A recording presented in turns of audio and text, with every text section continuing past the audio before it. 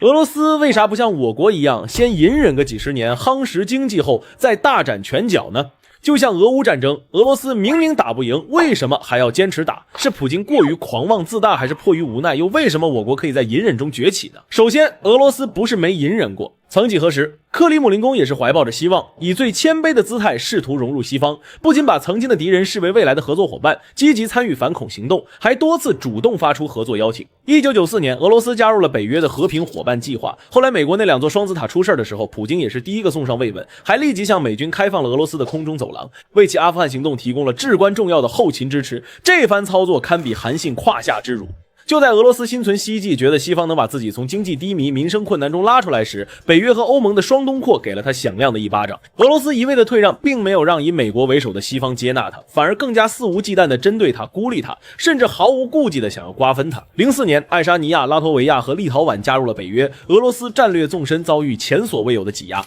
14年，乌克兰的危机又爆发，亲俄总统亚努科维奇被西方支持的力量推翻，乌克兰迅速倒向西方，并将加入北约写进宪法。再到21年，西方国家宣布大规模驱逐俄罗斯驻北约的代表团成员，双方关系几乎彻底破裂。23年，芬兰和瑞典也相继加入北约，俄罗斯正式成为了欧洲孤儿，沦为孤家寡人。种种事件都说明了，不管俄罗斯再怎么隐忍退让，他都不可能融入以美国为首的西方，因为人家压根就没想带他玩。而如今的俄罗斯倒是想隐忍，可他早就失去了隐忍的资格。从经济上来说，俄罗斯的经济在上世纪90年代初经历了剧烈的波动，国有资产私有化过程中滋生了大量的腐败和权力滥用，导致寡头经济的形成，进一步削弱了国家的经济基础。直到普京登台，用极其强硬的手段加强对国家的管理，打击寡头势力以及利用能源出口带来的巨额收入，才逐步恢复了国家的经济增长和政治稳定。可这样的后果是什么？是俄罗斯单一的经济体系没有一点抗风险能力。俄罗斯的经济完全依赖于能源与矿产等资源出口，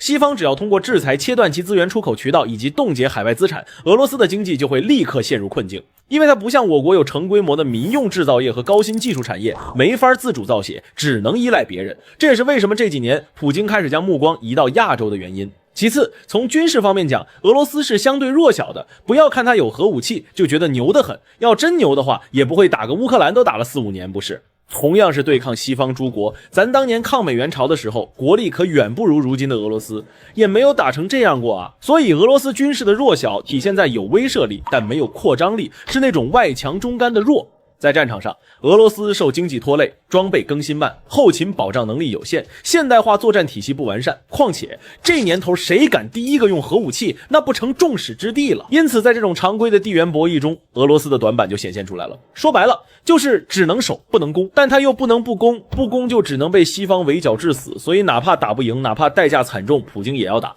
而我国就不一样了，咱们相比于俄罗斯，实现了全方位综合性的发展，保证国家在军事、经济等核心领域都拥有不被任何势力掣肘的自主能力。那些说我国隐忍的，根本上是没搞懂我国隐忍的本质。咱们国家说实话从来没有隐忍过。就说拿回我国在联合国合法席位这件事，先是依靠各种战争，比如抗美援朝、援越抗法、中印边境自卫反击战等等，再到后来两弹一星横空出世，这些无不是向国际彰显了大国底线，每一步都在夯实军事硬实力的国际印象。更何况如今咱们有东风系列导弹，能在远距离精准打击海上移动目标，配合055型驱逐舰、歼20隐身战机，使得美国航母战斗群都不敢轻易靠近第一岛链，这才是美国不敢像插手俄乌那样贸然插手台湾问题的根本原因。经济就更不用说了，作为全球唯一的产业超级大国，我国有非常完整的工业体系，涵盖41个工业大类、207个中类和666个小类。这意味着我们不需要依附他国，更不会因为被西方制裁就失去国家根基。就比如最近美国的关税战，本以为能给我们一个下马威，实际上自身的损失直接爆表，都远超过我们的预期了，